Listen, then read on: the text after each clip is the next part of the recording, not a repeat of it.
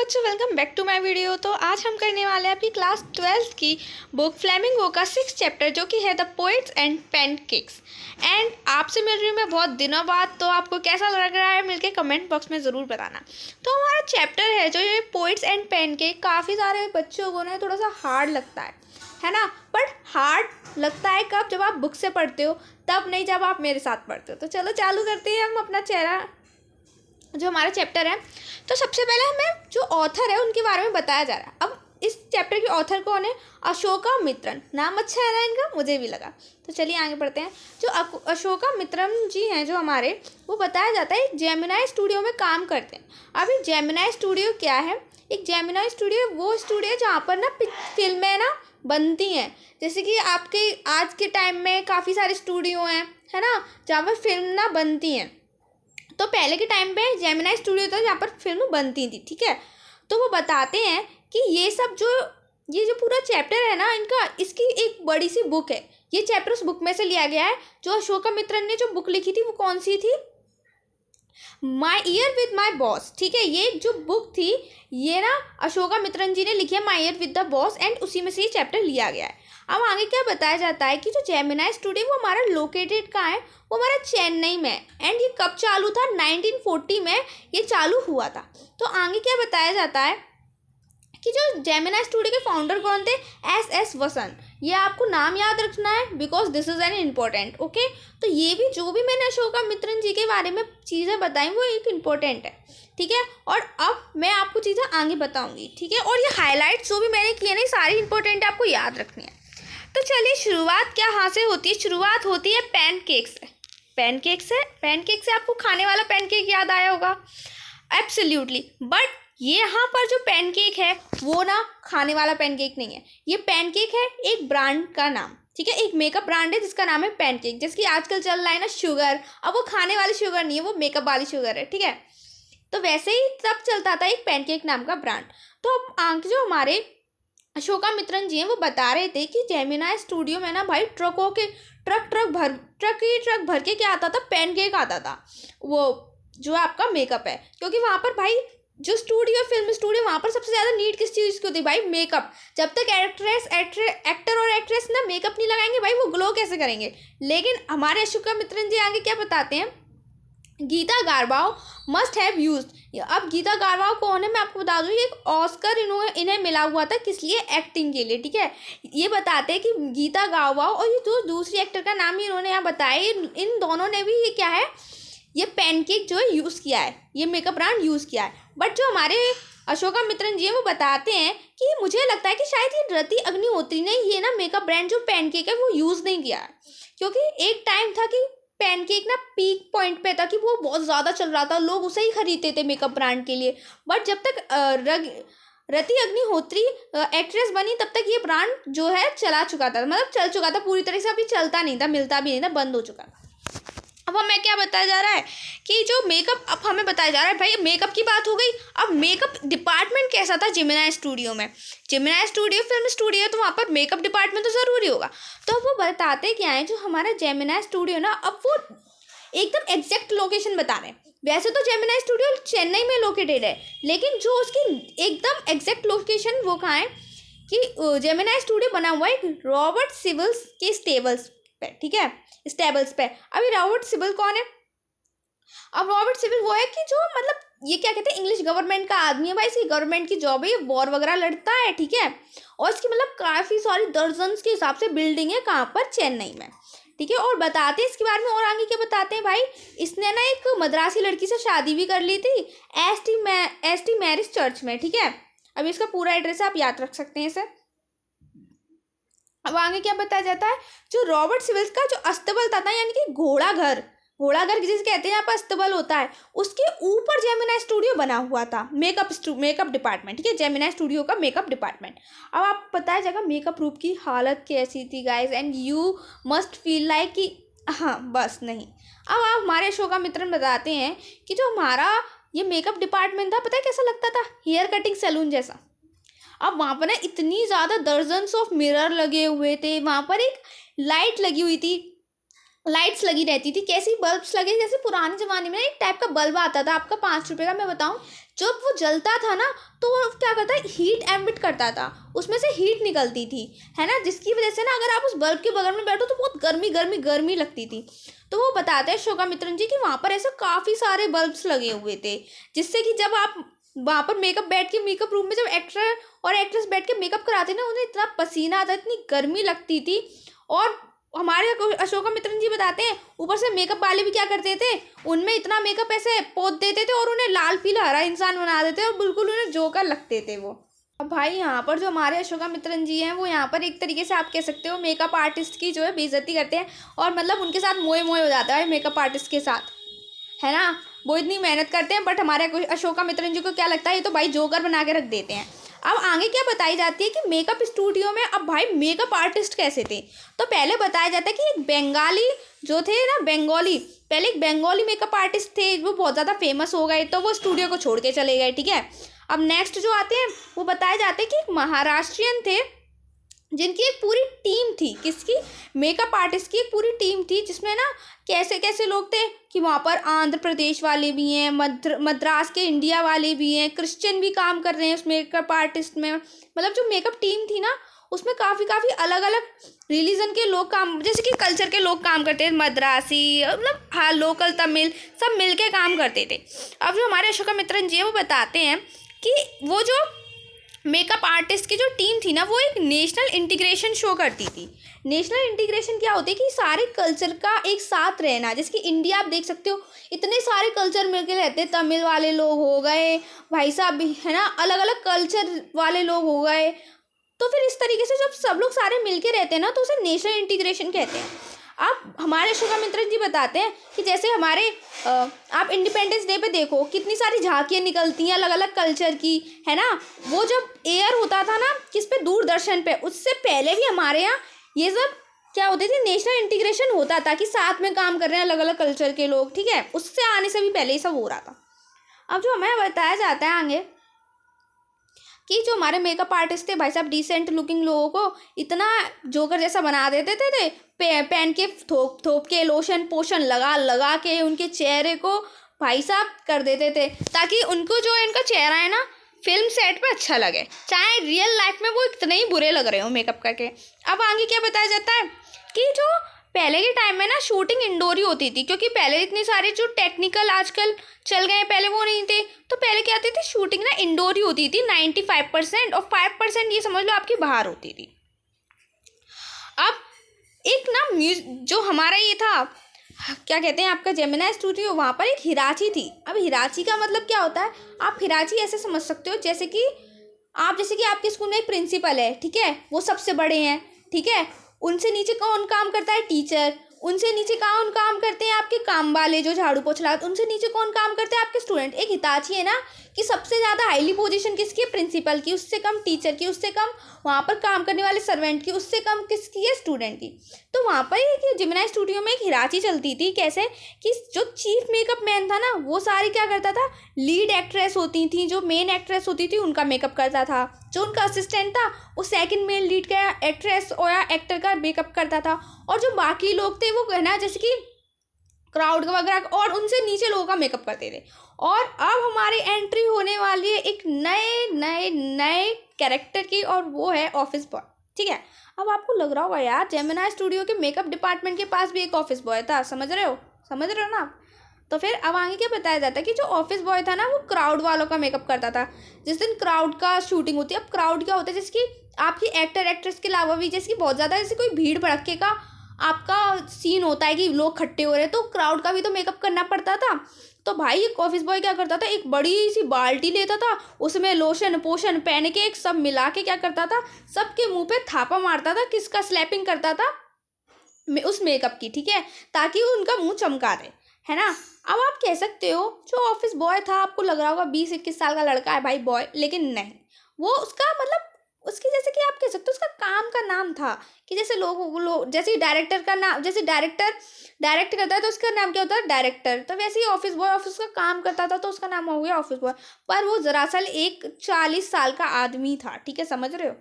अब वो 40 साल का आदमी जब जेमिनी स्टूडियो में आया था ना तो वो मतलब बहुत पहले जेमिनी स्टूडियो में आया होगा, जैसे कि अर्ली इन 20, जब वो 20-21 साल का होगा, है ना, तो वो अपनी आंखों में सपने लेके आया था जेमिनी स्टूडियो में कि भाई मैं टॉप स्क्रीन राइटर बनूंगा, डायरेक्टर बनूंगा, लिरिक्स राइटर भी बन जाऊंगा, पोइट भी बन जाऊंगा, मैं सब कुछ बन सकता हूँ, मेरे में इतना टैलेंट भरा है ठूस ठूस के। पर आप जानते हो कि आजकल के लोग मुंबई जाते हैं अपनी आंखों में ना सपना लेके कि भाई हम बहुत अच्छे एक्टर एक्ट्रेस बनेंगे, बट बहुत कम लोग बन पाते हैं। उसी तरीके से ये ऑफिस बॉय भी था कि सपने तो बहुत सारे लेके आया था पर बन नहीं पाया। ठीक है, अब यहाँ हमारे जाने पहचाने आदमी का काम आने वाला है।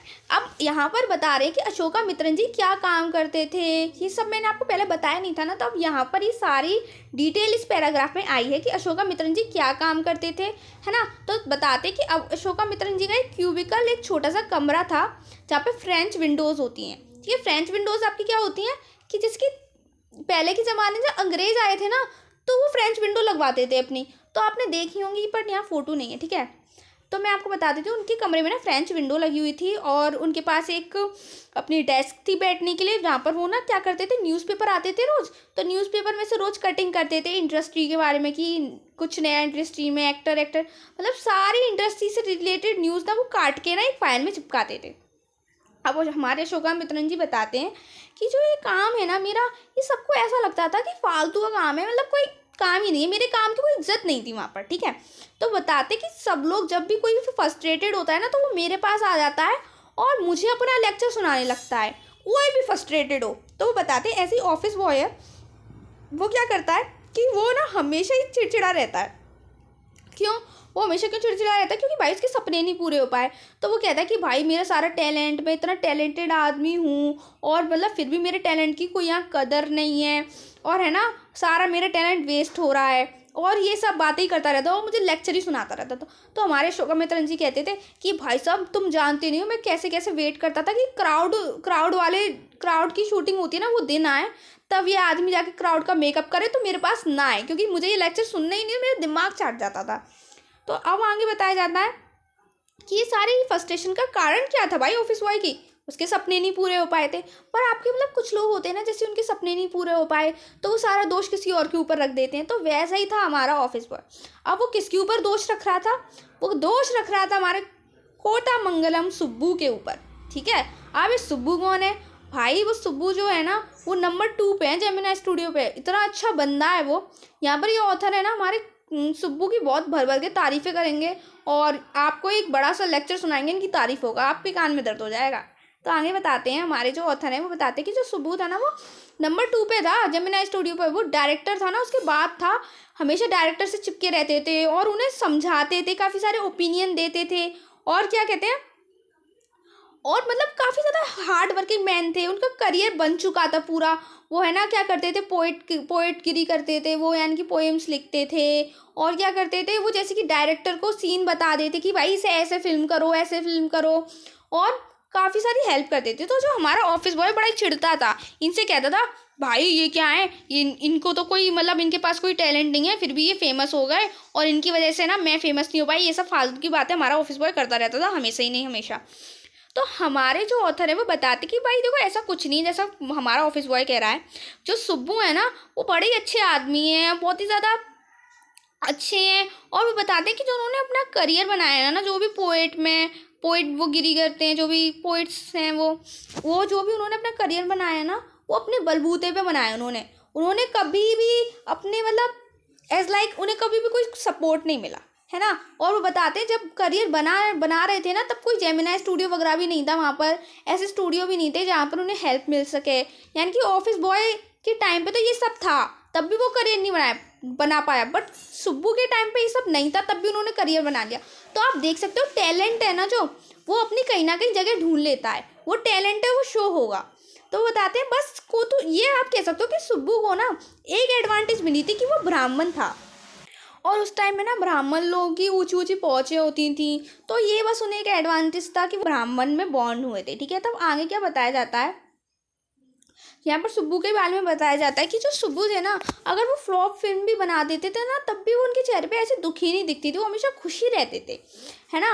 और वो लेकिन वो ऐसे इंसान थे कि वो अपने ऊपर मतलब अकेले कोई चीज़ नहीं करते थे, है ना। और यही थी इनकी लॉयल्टी की आइडेंटिटी। जैसे वो अकेले अकेले कुछ नहीं करेंगे भाई साहब, सब करेंगे तुम्हारे साथ, करेंगे किसी के साथ। उनके अपने ही प्रिंसिपल थे जीने के, ठीक है, कि मैं ऐसे जीऊँगा, ऐसी चीज़ें करूँगा। और यहाँ पर एक उनके लिए लाइन भी बोली हमारे ऑथर ने, he was a tailor made for film.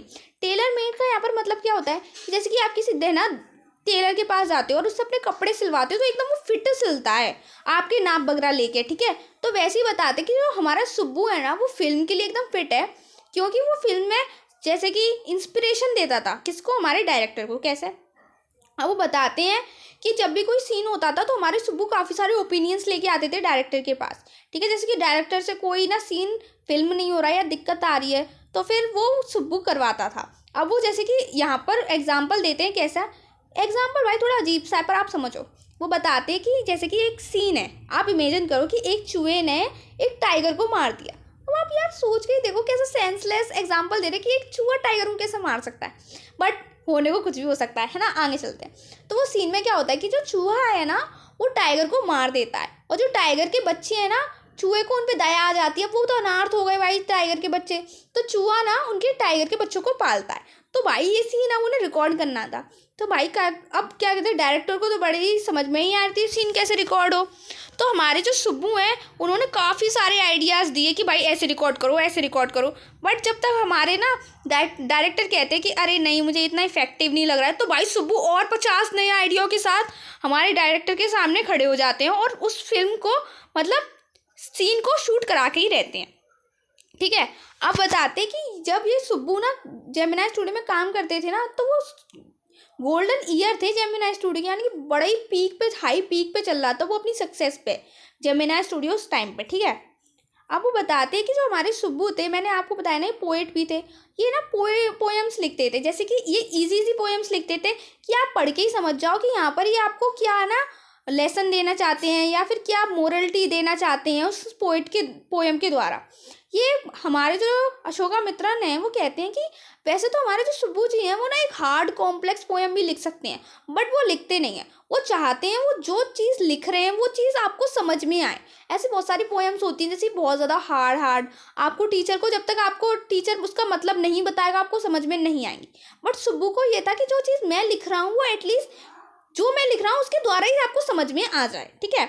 अब आगे क्या बताते हैं कि जो हमारे सुब्बू जी हैं उन्होंने एक नोवेल भी लिखी है जिससे मैंने हाईलाइट कर रखा है, थैलाना, एक मिनट वेट, हाँ, थैलाना मोहनम्बल, ठीक है। ये ना काफ़ी ज़्यादा इन्होंने नोवेल लिखी थी। अब आगे क्या बताते हैं कि हमारे सुब्बू जी थे ना जो वो सारा ही मतलब फिल्म का जो भी स्टूडियो में काम होता था वो कर ही लेते, जैसे कि वो एक्टर की भी कर लेते थे। कभी कभी ना जब ना कभी भी कोई ऐसा रोल है जैसे कि कोई मिल नहीं रहा है शूटेबल तो हमारे सुब्बू जी कर लेते थे उसे। और जब भी हमारे सुब्बू जी हैं जो रोल करते थे ना तो उनके सामने मेल एक्टर भी फीका पड़ जाता था। बट उन्होंने कभी सोचा नहीं कि मैं इस फील्ड में जाऊँ, अपने एक्टर की फील्ड में उन्होंने कोई तवज्जो नहीं दी। अब आगे क्या बता रहे हैं हमारे कि जो हमारे सुब्बू जी हैं ना भाई वो दिल के बड़े नरम हैं। उनके जो रिलेटिव्स हैं ना काफ़ी सारे दर्जन्स ऑफ रिलेटिव उनके घर पे आते रहते हैं, और जो सुब्बू जी हैं उन्हें खिलाते रहते हैं, उन्हें अपने घर में रखते हैं और किसी से ये नहीं कहते कि तुम यहाँ क्यों रह रहे हो, मेरा क्यों खा रहे हो, और उन्हें मतलब उन्हें अच्छे से मतलब ट्रीट करते हैं। वो काफ़ी ज़्यादा चैरिटेबल हैं, ठीक है। यहाँ पर ये वर्ड इनके लिए यूज़ किया गया एंड काफ़ी ज़्यादा अच्छे मैन हैं, उनके कोई भी एनिमी नहीं है। लेकिन अब शायद हो गया है, अब वो कौन है, शायद वो ऑफिस बॉय है हमारा, और उसे उनसे नफरत या फिर उससे गुस्सा क्यों है सुब्बू से, क्योंकि वो अपने करियर में सक्सेस हो गए बट हमारा ऑफिस बॉय नहीं। खैर छोड़ो, जलने वाले तो बहुत होते हैं। अब हम आगे चलते हैं। अब यहाँ पर एक नई चीज, नया डिपार्टमेंट आपके सामने आ रहा है, वो की है जो कि है स्टोरी डिपार्टमेंट, ठीक है। अब जो स्टोरी डिपार्टमेंट है उसमें कौन कौन आता है, जैसे कि आपके लॉयर्स आ गए है ना, पोएट्स आ गए, राइटर्स आ गए, ये सब कहाँ पर एड्रेस होते हैं स्टोरी डिपार्टमेंट में। अब आपके सामने एक नया कैरेक्टर आ रहा है विद नई स्टोरी, तो आप क्यूरियस होंगे, मैं हूँ पढ़ाने के लिए, चलो बता देती हूँ कौन है। अब हमारा जो नया कैरेक्टर आया है यहाँ पर अपनी नई स्टोरी लेके वो है लॉयर। अब ये वैसे तो वहाँ पर एक ऑफिशियल लॉयर के जैसा काम करता है, बट सब लोग जेमिनी स्टूडियो पे इसे लीगल एडवाइज़र कहते हैं, ठीक है।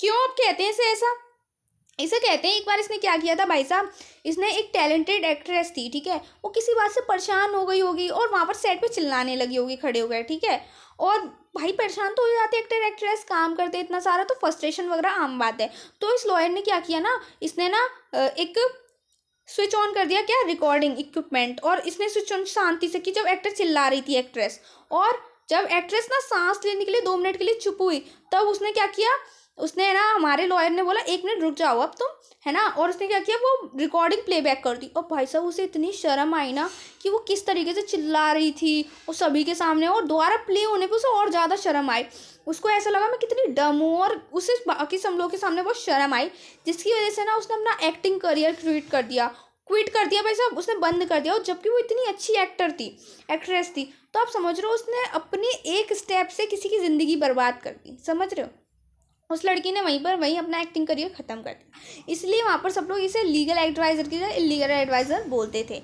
अब आगे क्या बताते हैं कि ये मेंबर था स्टोरी डिपार्टमेंट का, और मतलब अच्छा सबको बताते कि सभी भाई डिपार्टमेंट में क्या पहन के आते थे, एक यूनिफॉर्म थी, खाकी धोती की, ठीक है, पहले के टाइम में लोग धोती वगैरह पहनते थे, ओवर टाइट काटी शर्ट पहनते थे इसी टाइप की, तो बट ये क्या पहन के आता था, ये पहन के आता था, हमारा जो एडवाइज़र था यानी कि हमारा लॉयर था, वो क्या पहन के आता था, पैंट पहन के आता था, टाई पहन के आता था, और कोट पहन के आता था बढ़िया सा ब्लैक कलर में, ठीक है, हमेशा यही सब पहन के आता था।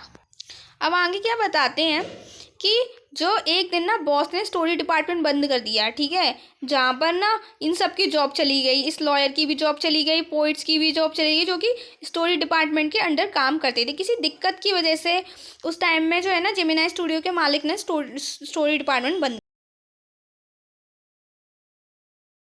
कर दिया। वीडियो के जो फेवरेट पोइट्स थे, लाइक ये सब आपके नाम लिखे, सांगू सुब्रमण्यम, कृष्णा शास्त्री एंड एवरी, ये सारे काफ़ी ज़्यादा एक्सीलेंट थे अपने वर्क में, बट किसी वजह से उस टाइम में ना इनको निकाल दिया गया था। अब आगे क्या बताते हैं कि एक भाई ये सब लोग जो इतने फेमस जो आपके पोइट्स बताए गए हैं ना, कि ये पोइट्स को आपको पता है कि अपना दिमाग रिलैक्स रखना पड़ता है ताकि इनको है ना अलग अलग आइडियाज़ आएँ, क्रिएटिव लोग हैं ये लोग, तो इन्हें अपना माइंड रिलैक्स करना पड़ता है क्रिएटिविटी के लिए। तो फिर ये लोग बताते हैं कि एक हमारे लिए तो ना भाई एक दिन में 1 कप कॉफ़ी एक कैफ़े में बैठ के पीना भी बहुत बड़ी बात होती थी उस टाइम पे, क्योंकि उस टाइम पे कांग्रेस का एक रूल निकला था कि ये ना आप कहीं कहीं ना एक बंच में नहीं बैठ सकते हो लोगों के, कि एज लाइक आप पार्टी नहीं कर सकते हो, है ना, इतने सारे लोगों के साथ, ऐसा कोई उस टाइम पे रूल लिखना था। तो इन लोगों के लिए ना 1 कप ऑफ कॉफ़ी ऐसा एक बहुत ज़्यादा अच्छी बात होती थी, समझ रहे हो, रिलैक्स होने के लिए।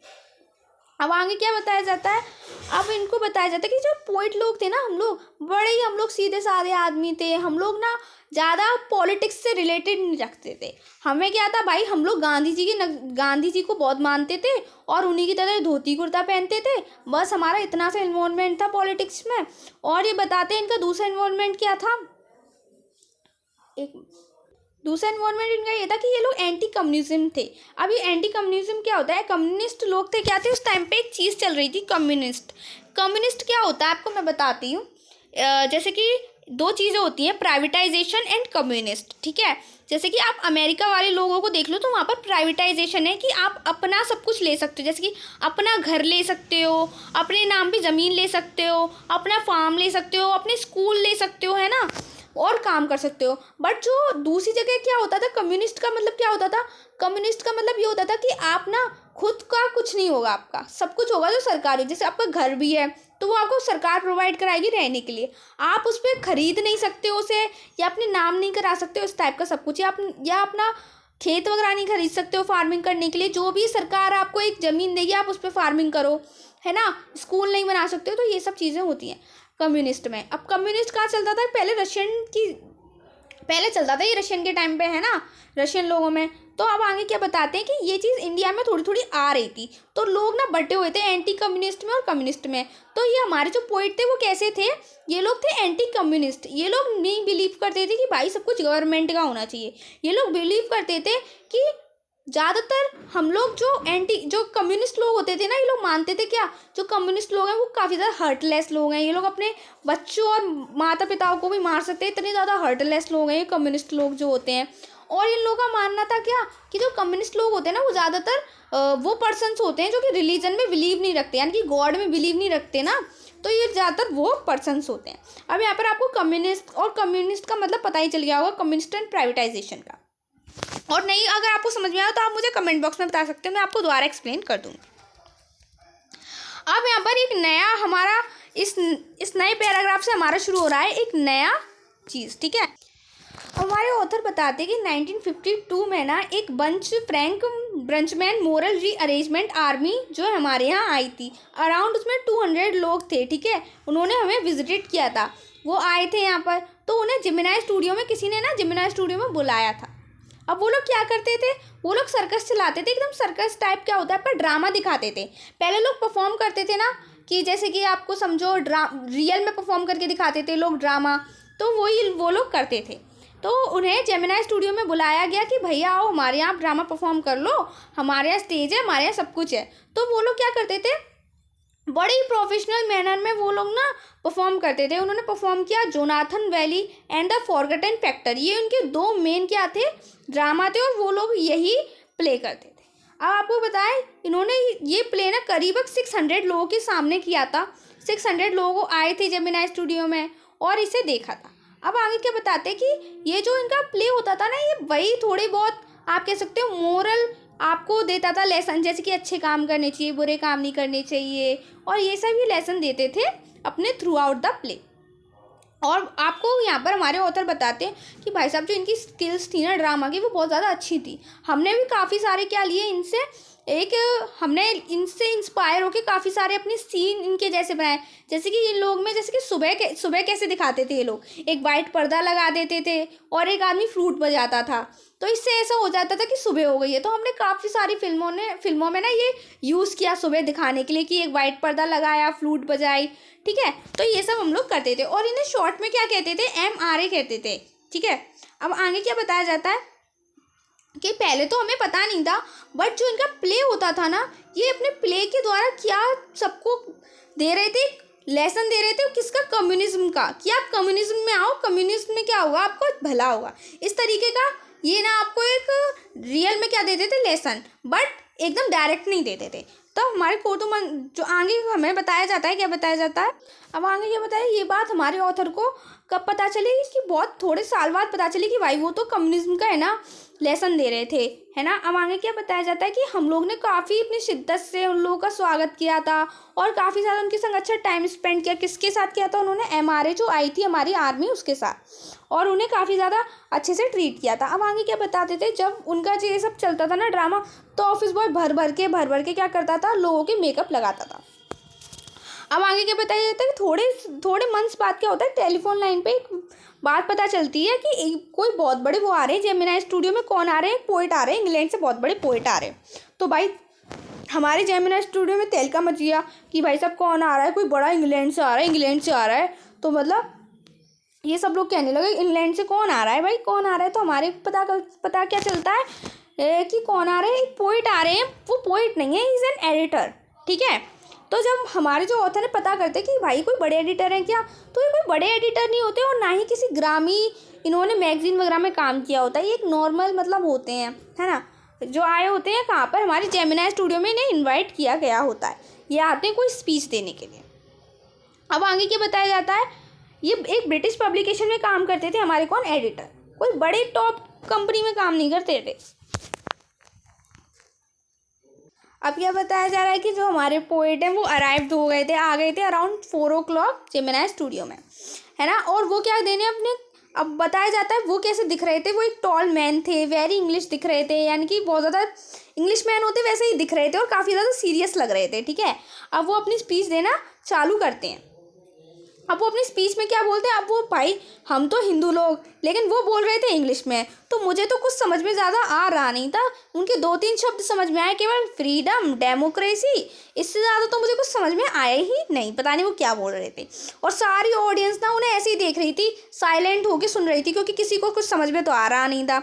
ये सब चलता रहा अराउंड हाफ एंड आवर तक, 1-2 घंटे तक ये चलता रहा कि वो बोल रहे हैं हमें समझ में नहीं आ रहा है, वो बोल रहे हैं हमें समझ में नहीं आ रहा, ठीक है। तो ये सब चलता रहा। अब आगे क्या बताया जाता है कि ये मेरे लिए एक मिस्ट्री बन गया कि भाई वो बोल क्या रहे थे आखिरकार, है ना। बोल रहे थे, कुछ तो बोल रहे थे, पर ये नहीं समझ में आ रहा था क्या बोल रहे थे। इतनी दूर से आए थे वो, है ना। एक इंग्लिशमैन इतनी दूर से आया है, यहाँ कुछ तो बताने आया होगा। तो यहाँ पर हमें एक चीज़ पता चलती है कि जो हमारे यहाँ पर हमारे ऑथर के लिए एक मिस्ट्री बन के रह जाती है कि वो क्या बोल रहे थे। अब आगे क्या पता